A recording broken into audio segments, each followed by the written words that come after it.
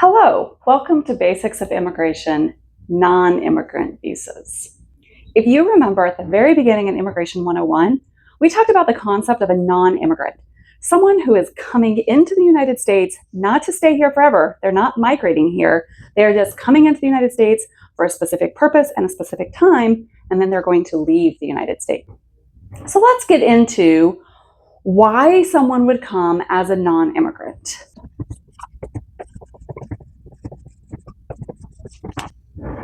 I'll begin by asking you the question, what are some reasons people would come to the United States, not to stay forever, but just to come here for a time and a purpose?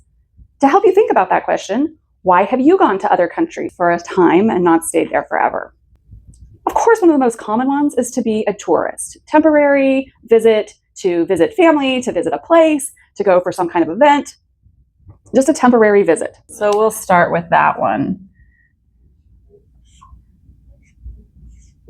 I'll call it a tourist, but it could be a variety of other things. Closely related to that is people that are coming temporarily for a business trip, but just a short business trip, like I'm coming for a conference, or I'm coming to visit a headquarters of my company, or my headquarters is in this company and I'm coming to visit a factory that's in the United States. So a very temporary business. Other reasons people might come temporarily, maybe they're coming to study. That's also a very common reason. Millions of people come to the United States. And they could study a variety of things. They might be coming to go to a boarding school for elementary or high school age. They could be coming to study at a university. Of course, that's common. Probably if you've been to a university, you had students there from other countries, maybe some good friends. They could be coming to study just a certificate program, maybe a 6-month program to learn English or to learn how to run a specific machine or something else. They could be coming to study programs that aren't four-year universities, that are more technical programs. One that always pops into mind, because I knew someone in this category, they're coming to learn how to weld or run a heart-lung machine or whatever it is. But they're coming here to study something for an extended period of time, not just a little conference, but study longer. Why else might people come temporarily? We have a whole category of people who come here traveling through, you might say. If you work on a ship and you are coming into the port and the ship is going to stay here for 3 weeks, you probably want to get off the ship. You've been on the ship for months and you want to be here for a few weeks, and once you're done with your job, you might want to get off and walk around and do things. Or you have people who are just having a layover at the airport. You're flying from Canada to New Zealand and your plane has a layover in Los Angeles. Back in the olden days, you didn't have to have a visa for that. But today, even if you are just sitting in an airport waiting to get from one airplane to the other, you need to have a visa. So a variety of different people who are coming through the United States as travel before they go on to somewhere else. But if they want to leave a certain part of the airport or they want to leave their ship, they need to have a visa. We have lots and lots and lots of people who are coming here to work in different ways. We have people who are coming here as seasonal workers. They might be working in crops, in agriculture, that's seasonal. Or they may be working at hotels, at a ski resort, that would be seasonal. Or a variety of other seasonal workers. This is a big chunk of people that come each year to the United States. And it's important for the United States economy because you need lots of workers for a period of time, and not all US citizens are willing to do that. So this is a key aspect of workers. We also have workers who are coming here who have skills, and we don't have enough US citizens with those skills. You may not know this, but the tech industry of the United States has thousands of non-citizen workers who write computer codes, create computers, all kinds of things. There are not enough Americans in those industries. Medical industry is another area where there just aren't enough Americans for the jobs that we want. We want those products. We want hospitals to run. We want new computer programming. Every business uses computers. And there aren't enough Americans to do those things. And so we bring in people from other countries. And because we are a rich country and we can afford to bring them to our country, that's what we do. But they have to have a visa to be able to come and do that. Some of them come permanently, but many come for a time. There are non-immigrant visas available for them to come during some of that time. There are people who come here for diplomatic reasons. They may be coming to actually be a diplomat in the United States, but also the UN, the United Nations, is headquartered in the United States. And so we have thousands of people who come, both the primary diplomat as well as their family, their staff, other people who come with them. They come into the United States for several different multi-government entities come in. And so they need non-immigrant visas. We have people who come in on religious visas, an area near and dear to my heart, who come in to receive religious training or to act as missionaries or to run religious institutions or other things. So we have religious visas people come in for. So these are some of our main categories. It seems kind of straightforward on my little board. 1, 2, 3, 4, 5, 6, 7, I have like 10 categories. But let me show you something. Once I wanted to make a list for some people that I was talking to show them how many different non-immigrant categories there are. In some countries, there are 2 or 3 non-immigrant categories, and that's it. But in the United States, it's long and it's complicated. So let me show you. The non-immigrant categories have numbers and letters and subparts, and here they go. A's, B's, C's, D's, H's, all the way down to V's. And many of them have subparts. You can see my scroll goes on and on, on and on and on. I know the camera doesn't show it, but if you could see me, I'm standing over 9 feet tall, and this still doesn't touch the ground. It's still curling up at the bottom. So all of these are different categories of non-immigrant visas that people can apply for and people can get. So those are the kinds of non-immigrant visas that are available that people can apply for and receive. Now I want to talk about how you get a non-immigrant visa, just general concepts of how to get a non-immigrant visa and what you do with it. A portion of these visas, the non-immigrant applies for themselves. I want to study. I want to come be a tourist. Some of these, they apply themselves and they say, this is me. Here's proof that I'm going to do this thing. And here's a really important part. I have enough connections to my home country or my country where I live today that I will come back. And so the US government looks at that and says, yes, you have been accepted as a student. And we see that all of your family still lives in your home country. You're probably going to come back when you're done studying. So we'll give you a non-immigrant visa. So several of these, the non-immigrant applies themselves. For some of these, if you've already watched the immigrant visa, you've seen this concept already. If you haven't, you'll see it later. But for some of these categories, there's a petition.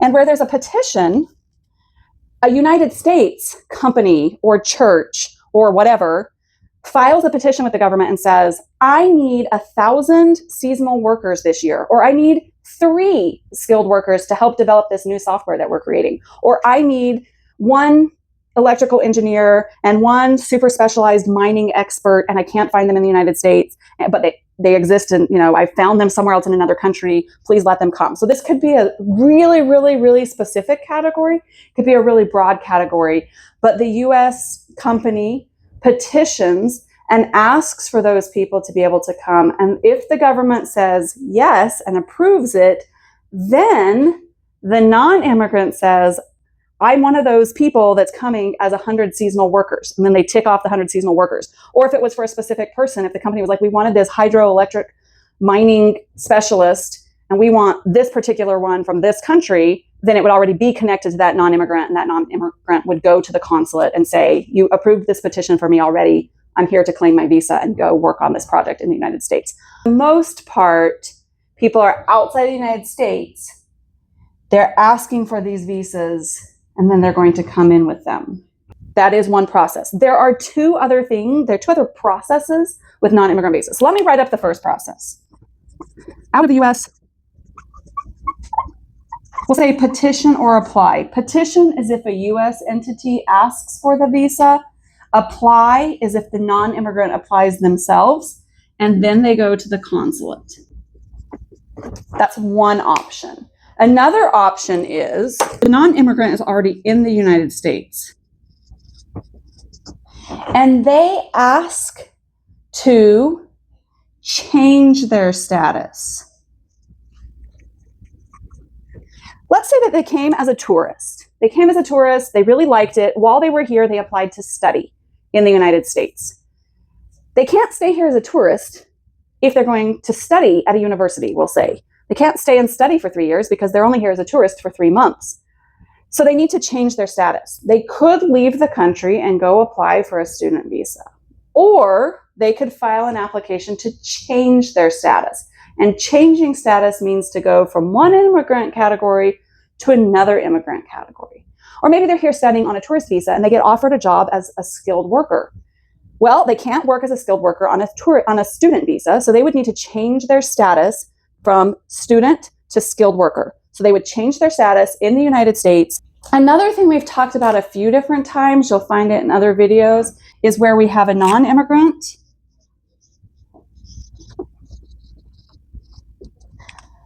That one, they go from non-immigrant to a different non-immigrant. In this one, they apply to adjust their status.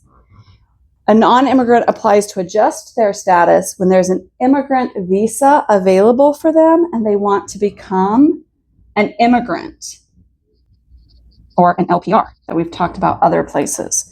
So maybe someone comes in as a skilled worker and their company says, we want to keep you forever as a skilled worker. We're going to apply for an immigrant visa in the employment category.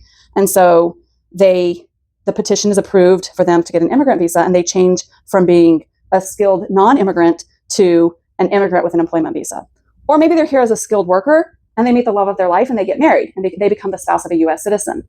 Now, as the spouse of a US citizen, they would be eligible for an immigrant visa and they could adjust their status. It's fairly common when people are living here for long periods of time. Some of these aren't as common, but others are more common, where they're living here for a while, that they either get married to a US citizen or they get employment here that's permanent and someone petitions for them, or a variety of other things. Some of these non-immigrant visas, some that are written up here and some that aren't written up here, are actually created specifically as a way for people to come in preparation for them to become.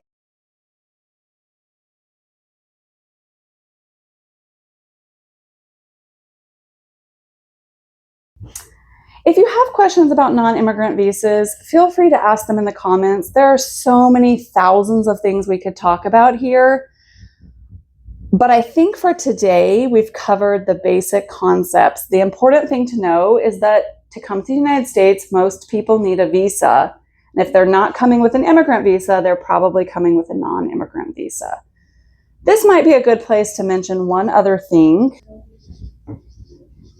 This person would also be a non-immigrant, but they don't have a non-immigrant visa. It's someone who's coming under the visa waiver program. The basic concept of the visa waiver program is that there are certain countries that we have reciprocal agreements with, that we say, you are a rich, developed country. We're not worried about people from your country coming and staying forever. And so we'll let them come for up to 90 days if you will let our citizens go to your country for 90 days. So a few years ago, I went to visit my parents and I stayed for a couple of weeks. They were in a different country and I didn't need a visa because we had a visa waiver agreement with that country. If someone from that country came to the United States, they could also come in for up to 90 days. You can Google it and say, what are the visa waiver countries? And you can find a list of the countries that have visa waivers. So these people can come up for 90 days. That's about 3 months. And they can come to be tourists or even to go to a conference or other things that generally they're not supposed to work, but they could do some of these things over here without even getting a visa. I had a friend who came and stayed with me for 3 months. I didn't know why she came for 3 months. I didn't know how she came without a visa. At the time, I didn't understand any of this. And she couldn't work, but she could come volunteer with me at my job. She just volunteered. And later, when I learned about the visa waiver program, the light bulb went off and I realized she's from a country that has the visa waiver. That's how she came. That's why she couldn't work, but she could stay here for 3 months with no problem and tour around and do lots of fun things with me. So that's a visa waiver. They are non-immigrants. Okay, I think that's it for today. If you have any questions, like I said, drop me a line and we'll talk more about some of this later. Hi, I'm popping back on here just to say something else about employment-based non-immigrant visas. I put up here skilled workers and seasonal workers. There are tons of other employment categories here. Some of them require petitions. Some of them do not require petitions. There are Non-immigrant visas for people who are coming to perform concerts or to carry out a surgery or to produce a movie or all kinds of different entertainment and sports and medical and other kinds of stuff. Some of those people, there would be petitions, but other could petition for themselves. I'm a famous rock star. I want to come into the United States to do a concert tour. No one's petitioning for me to do that. I petition for myself. There are also non-immigrant visas for workers, for people who are executives in their companies or have specialized skills in their companies. I mentioned this a little bit with the seasonal ones, but you can also get them for longer term. If we have an executive who we want to come and to train for 3 years at a part of our business here, we want them to rotate into our business here or to start a new portion of our business here, and they're going to be here for a long time. Know that there are lots of different worker. All of these would be kinds of workers, people coming to work in the United States, not for forever, but for temporary. You can find them online. You can look up all the non-immigrant categories. All the things I have on that paper, you can look up online. And again, some of them, there has to be a petition by a US company, and others they petition for themselves. Some of these workers have to show that they have non-immigrant intent, meaning they plan to go back to their country that they're from. When they go to the consulate, they have to show not only that they can meet these needs, but that they do not intend to come to the United States. They're not migrating. They're actually non-immigrants. But some of the worker non-immigrant visas actually allow for dual intent. I'm coming as a skilled worker. I'm also applying, or there's a petition for me to migrate to the United States as an immigrant eventually. There are a few categories, not very many, but a few categories where you can get a non-immigrant visa and be intending to migrate to the United States later. That's pretty rare, but it is allowed in some of these categories.